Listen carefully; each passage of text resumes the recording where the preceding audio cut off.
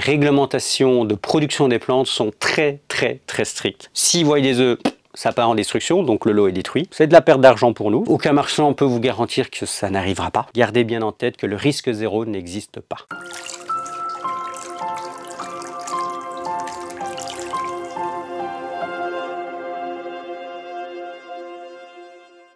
Bonjour, bienvenue sur Aquabota. Alors aujourd'hui on va parler d'un sujet, d'un parasite. On peut dire ça comme ça, même si c'est pas réellement un parasite. C'est les planaires. Les planaires, alors c'est un petit ver, on va comparer ça à un ver plat, blanc, avec une tête triangulaire. Une petite larve qui vit dans nos cours d'eau. C'est vraiment cosmopolite, ça vit partout dans le monde. Et cette petite larve, en fait, elle a un rôle, on va dire, un peu détritivore dans nos cours d'eau. Elle va manger des petits gamards, des petits insectes, entre guillemets, mais principalement des crustacés. C'est son mode d'alimentation vu qu'ils sont carnivores. Donc souvent l'image que l'on a de cette petite larve, c'est mon Dieu, catastrophe, ça va manger tous mes poissons, ça va manger mes crevettes, voilà. Dans la majorité des cas, que les choses soient claires, ça ne s'attaquera qu'aux alevins ou alors aux larves de crevettes. Il va de soi que c'est emmerdant, disons-le très clairement. Souvent quand on voit ça dans l'aquarium, vous allez sur les réseaux sociaux, on voit souvent les gens en mode catastrophe, j'en ai. Ça arrive souvent avec des éléments de décor, donc des pierres, des roches, des racines, ça peut aussi arriver que les œufs soient transportés, ou les plantes. Dans la majorité des cas, on va principalement partir avec des problèmes qui arrivent avec des plantes. Quand vous travaillez avec des plantes produites en Europe, les réglementations de production des plantes sont très strictes. Donc vous avez 99% de chances de ne pas en avoir. Car de toute façon, si effectivement un lot est découvert, imaginons, pour une raison X, Y, Z en Europe, le lot est détruit et tout est désinfecté et ainsi de suite. Par contre, ce qui est vrai, c'est que les plantes d'importation, je pense au Valisseria, je pense aux Egeria dansa, à la Ceratophyllum, au Kabamba piensis, au Kabamba, il y a bien d'autres, hein. Il y a une liste assez phénoménale de plantes qu'on est obligé d'importer car on est incapable de les produire en Europe, par cause de leur coût de production, mais aussi parce que la météo et le climat ne le permettent pas. Ces plantes-là, elles sont traitées avec des pesticides pour éviter effectivement de ramener des éléments pathogènes comme les planaires, comme des larves de moustiques ou vraiment pas mal d'espèces, hein. Il n'y a pas que les planaires. Mais il faut savoir une chose, c'est qu'on est capable dans ce cas-là de traiter effectivement les vivants, c'est-à-dire les larves, mais les œufs ne sont pas réactifs à toute cette panel d'antibiotiques. C'est assez problématique et en gros, quand on fait un contrôle vétérinaire, quand on est à l'aéroport, on fait un contrôle phytosanitaire, eux ce qu'ils cherchent c'est quoi? C'est un, qu'il y ait bien eu un traitement médicamenteux, ce qui est fait. Et ce qu'ils essayent de voir, c'est de voir s'il n'y a pas des œufs. S'ils voient des œufs, ça part en destruction, donc le lot est détruit. C'est logique, il n'y a pas de discussion. Mais si par contre, on ne voit rien, imaginons qu'il y a un œuf et que ça arrive dans un aquarium, nous on fait une quarantaine quand même. Si on ne voit rien, on le vend par exemple. Mais il peut aussi arriver que le vendeur ne le voit pas. Et dans ce cas-là, au bout de 15 jours, d'un œuf microscopique qui se voit quasi pas à l'œil nu, on se retrouve avec des larves de planaires. Alors les planaires, à ce moment-là, souvent les plantes sont vendues, que ce soit par votre marchand, par nous, par tout le monde, hein, clairement, voilà. Aucun marchand peut vous garantir que ça n'arrivera pas. Malheureusement, c'est pas une garantie à 100%, ce serait formidable. Et alors le pire, c'est souvent chez les marchands, entre guillemets, que eux rassemblent tout dans un même aquarium. Les plantes de production locale, on va dire, qui sont produites en Hollande, et les plantes d'importation, les Valisseria, les Egeria dansa, et ainsi de suite. Voilà. Ce qui fait que si vous avez un œuf là-dedans, il contamine les autres plantes. Chez Aquabota, je vous le dis clairement, c'est pas le cas. Nous, on sépare nos plantes d'importation et chaque plante a des lots. Et ils sont mis dans des aquariums à part, 15 jours de quarantaine, et après on vous les met en vente. Malgré tout ça, ça pourrait peut-être arriver qu'un jour, un client en ait. Ça peut arriver, malgré qu'on prend des précautions, qu'il y a des traitements et ainsi de suite. Alors pourquoi est-ce qu'on ne traite pas alors les plantes pendant 15 jours et ainsi de suite? Voilà, c'est une question qu'on pourrait se poser. Parce que tout simplement, si on traite trop une plante, on va la rendre toxique par rapport à l'écosystème qu'on veut créer, c'est-à-dire pour vos poissons, pour vos crevettes. Voilà. Je me souviens sur un groupe Facebook d'avoir vu une chose assez intéressante, c'est qu'on avait un client qui achetait des plantes chez un marchand pour vraiment être sûr qu'il n'y en avait pas, traiter 3 fois son stock de plantes. Résultat des courses, quand il vendait des plantes à des clients qui avaient des crevettes, en fait les crevettes chez les clients mouraient. Parce qu'en fait la plante était tellement imbibée d'antibiotiques qu'elle intoxiquait les crevettes et résultat des courses, les crevettes mouraient. Donc c'est ça qui est très paradoxal, c'est qu'on est capable de les éliminer par le biais de certains produits, mais qu'à contrario, la plante, elle va l'emmagasiner automatiquement dans ses cellules et va relarguer ça dans le nouvel aquarium après. Donc il faut faire extrêmement attention à ça. Nous, on a pris la décision de ne pas le faire. On observe les plantes pendant 15 jours. On regarde ce qu'il en est, vu qu'elles ont déjà eu un traitement à l'importation, et on voit ce qu'il en est. Si effectivement on voit des éléments pathogènes, ça part à la destruction. On retraite le bac à sec et avec des produits. Et après, on pourra reprendre avec des nouvelles plantes.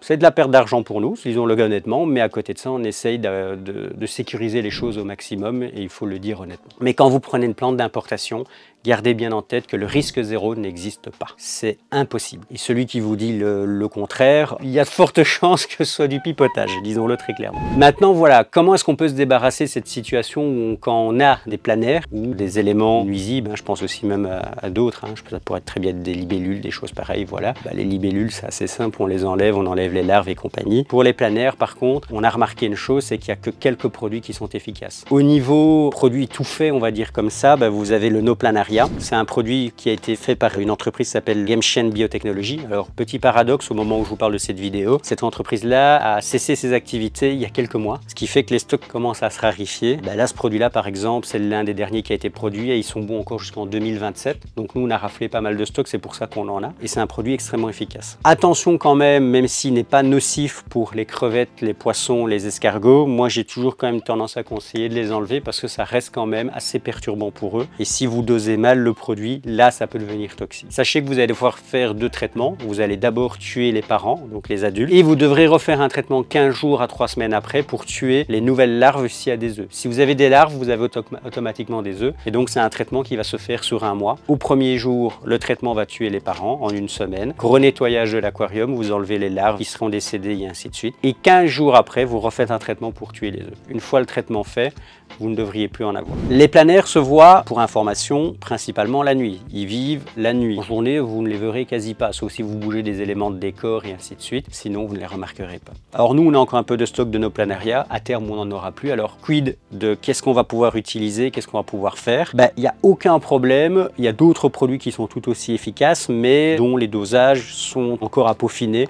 Vous avez par exemple le Levamisil qui fonctionne vraiment pas mal. On a des clients d'ailleurs qui l'utilisent pour les planaires, pour la petite information. Il y a des solutions beaucoup plus douces. Ce sont des pièges. Là, c'est un piège de chez JBL, ça s'appelle Placonnect. C'est un tube en verre où le planaire va rentrer par ici, rentrer dans ce petit tube et être bloqué ici. Alors pour être bloqué ici, il y a 2 possibilités. Soit on met un petit comprimé de nourriture, je pense à du Novotab par exemple, ou du Novofec, principalement du Novotab vu qu'ils aiment bien tout ce qui est carné, donc tout ce qui est viande. Vous refermez, hop, vous le mettez à 45 degrés dans votre aquarium et les planaires vont rentrer dedans pendant la nuit. Ça prend quelques jours quand même pour le remplir, attention. Alors le conseil souvent qu'on vous donne, c'est mettez un morceau de viande. Vous pouvez le faire, mais attention que la viande va polluer beaucoup votre eau. Donc vous pouvez le faire, mais gardez bien en tête à la qualité de votre eau et ainsi de suite. Et une fois que votre tube est plein, vous venez, hop, vous le videz, vous enlevez votre bouchon et vous dégagez tout. Ça, c'est une solution douce. Alors, vous n'aurez pas tout. Vous aurez quand même des œufs, vous aurez ceci. Donc, vos planaires vont cohabiter avec vos poissons. Si vous en voulez vraiment pas, vous devrez passer